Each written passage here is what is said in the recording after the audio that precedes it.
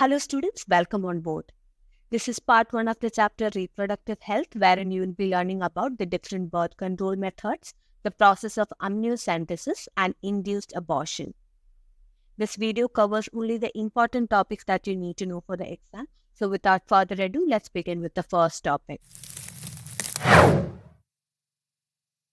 The first topic is birth control or contraceptive method. Now, birth control is used as a solution for motivating smaller families in order to avoid population explosion. Now,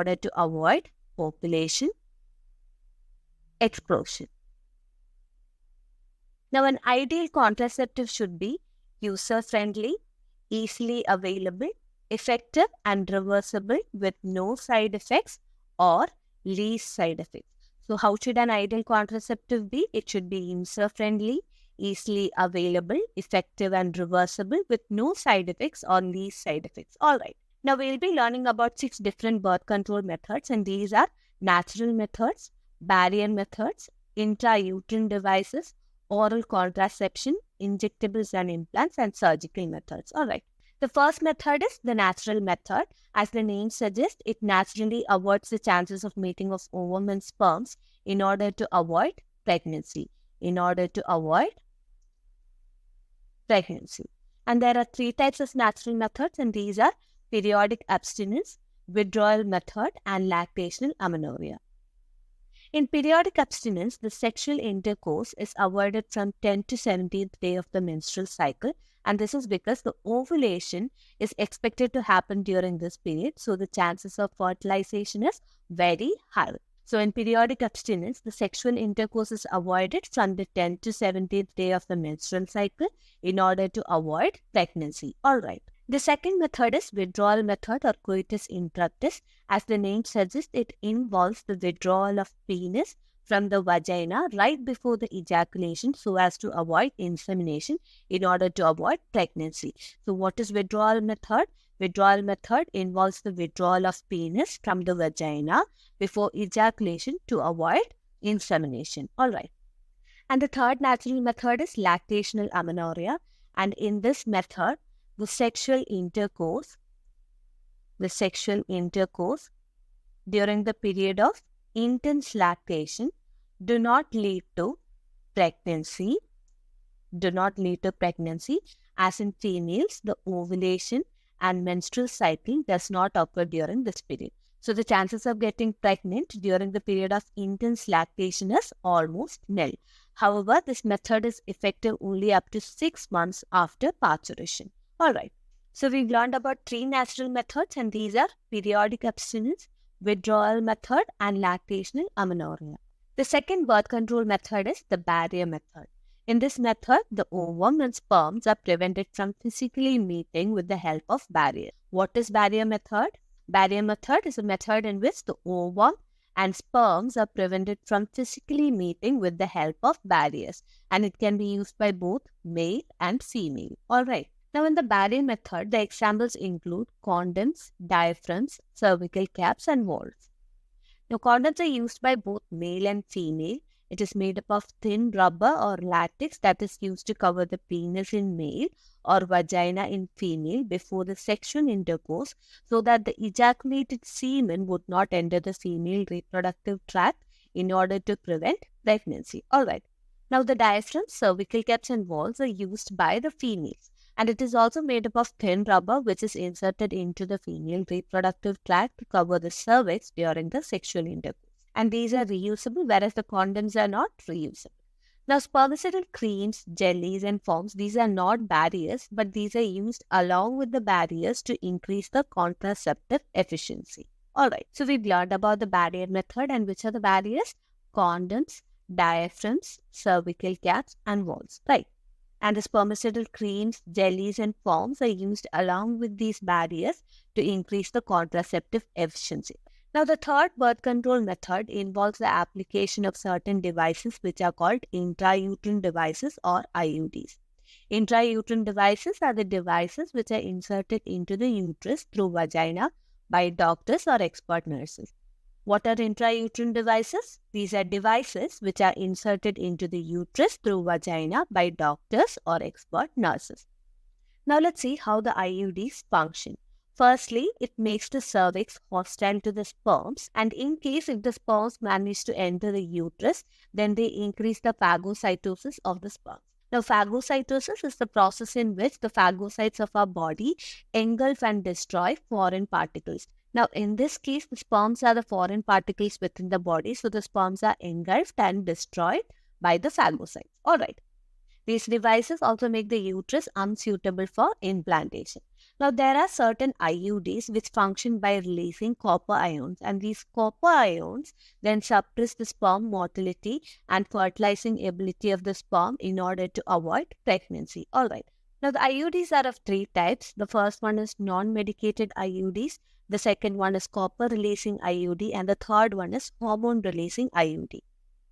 The first one, the non-medicated IUD, as the name suggests, it is not medicated, and the examples include Lippy's loop.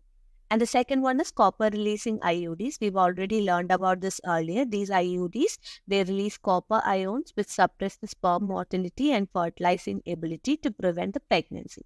And the examples include copper T, copper 7, multilode 375. And the third one is hormone-releasing IUDs. These are devices which release certain hormones to avoid pregnancy. And the examples include progestasert and LNG20. Make sure that you learn all the types and examples of the intrauterine devices, as these are frequently asked questions. Now, the fourth birth control method involves using oral contraceptives. Oral contraceptives are pills with hormonal preparations. What are oral contraceptives? They are pills with hormonal preparations. And usually these pills contain small doses of progesterone and estrogen combination. This is because the progesterone and estrogen will together inhibit the secretion of the follicular stimulating hormone and luteinizing hormone from the anterior pituitary to inhibit the ovulation and implantation. And they also modify the quality of the cervical mucus, which makes it difficult for the entry of the sperms. All right. Now, oral pills are taken daily for a period of 21 days, starting with the first 5 days of the menstrual cycle. Now, Saheli is an important example for oral contraceptive, and it is different from other contraceptive pills as it is the only non-hormonal oral contraceptive. So, Saheli is the only non-hormonal or non-steroidal oral contraceptive which contains a non-steroidal or non-hormonal component which is called centromin, which is a drug that blocks the hormone estrogen to prevent pregnancy. It's a once-a-week pill with high contraceptive value with few side effects. All right. So what are oral contraceptives? Oral contraceptives are pills with hormonal preparations. Usually the pills contain small doses of progesterone and estrogen combination which inhibit the follicular stimulating hormone and luteinizing hormone from the anterior pituitary to inhibit ovulation and implantation. And they also modify the quality of cervical mucus, making it difficult for the entry of sperms. And the important example is Saheli. And why is it different from other pills? It is because Saheli is the only non-hormonal oral contraceptive which uses a non-steroidal or non-hormonal component to prevent pregnancy. All right. Now, the fifth birth control method is injectables or implants. As the name suggests, these are injections or implants under the skin,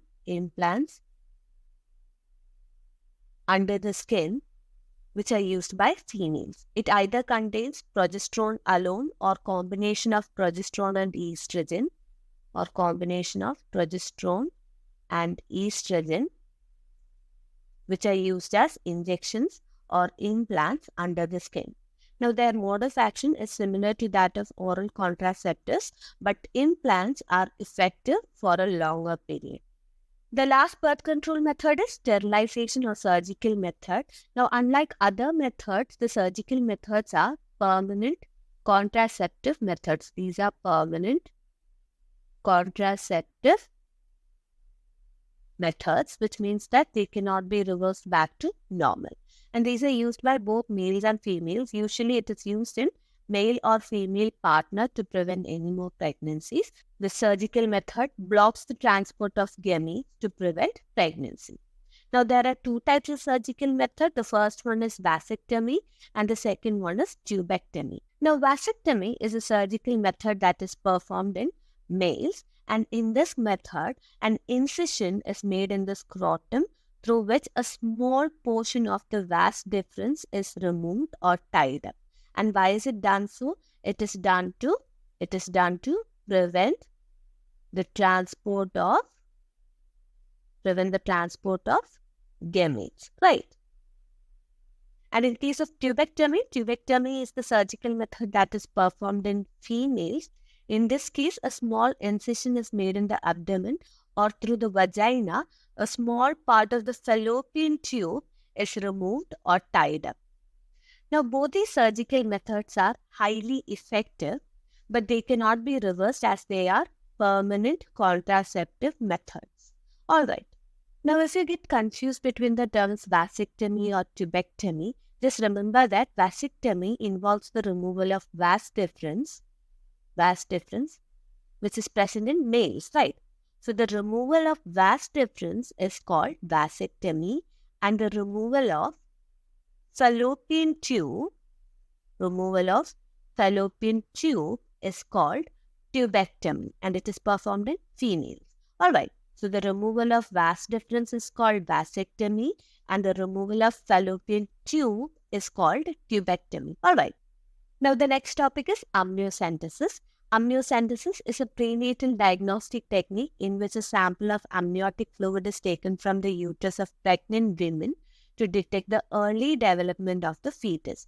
And it is used to diagnose the chromosomal abnormalities, sex, and developmental disorders of the fetus at a very early stage. But one of the major concerns is that it's been misused for killing female fetuses, and therefore there is a statutory ban on amniocentesis to avoid female feticides. So what is amniocentesis? Amniocentesis is a prenatal diagnostic technique in which a sample of amniotic fluid is taken from the uterus of pregnant women to detect the early development of the fetus. And why is it used? It's used to diagnose the chromosomal abnormalities, sex of the fetus, and developmental disorders at an early stage.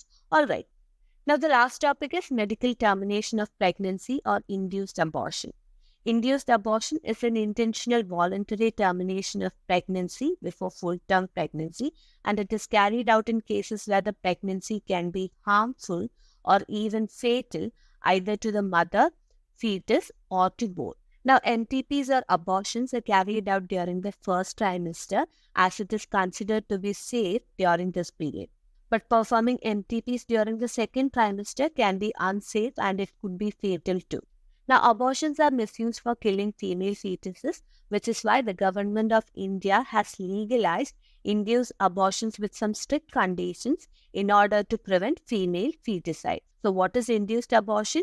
It is the intentional voluntary termination of pregnancy before full-term pregnancy in cases where the pregnancy can be harmful or even fatal to the mother or fetus or to both. Alright. So that's it for this session. This was part 1 where we've learned about different birth control methods, amniocentesis, and induced abortion. In part 2, we'll be covering sexually transmitted diseases and infertility.